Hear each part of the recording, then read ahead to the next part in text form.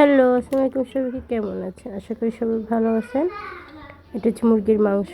এটা একদম লাল লাল করে ভেজে নিব, মচমচা করে। যাদের মুরগির মাংস খেতে ইচ্ছে করে না বা খেতে খেতে আর ভালো লাগতেছে না, তারা অবশ্যই এভাবে খেয়ে দেখবেন, খুবই ভালো লাগবে। আমি ভেজে নিচ্ছি মচমচা করে, যেমন আস্তে আস্তে ভাজা হয়ে যাচ্ছে।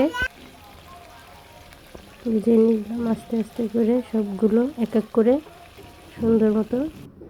এবার ভাজা হয়ে গেছে, একদম লাল লাল করে দিয়ে দিলাম পেঁয়াজ কুচি। এটা হালকা একটু লাল করে নিব। তারপর আদা রসুন বাটা এগুলো দিয়ে দিব।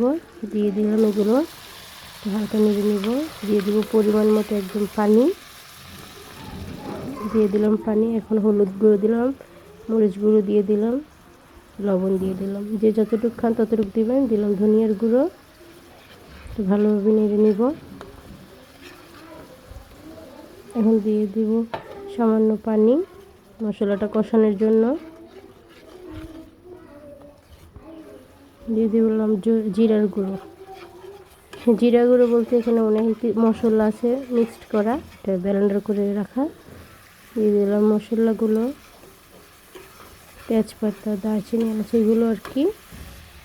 দিয়ে দিলাম মুরগির মাংসগুলো মচমচা করে ভাজা। পরিমাণে নাড়াচাড়া নিয়ে নিব। গ্যাসটা বাড়িয়ে দিলাম।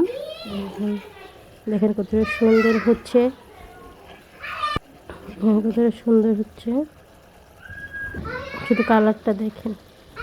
অবশ্যই আমাকে লাইক কমেন্ট শেয়ার করে দিয়ে যাবেন। সবাই ভালো থাকবেন, সুস্থ থাকবেন। আল্লাহ হাফেজ।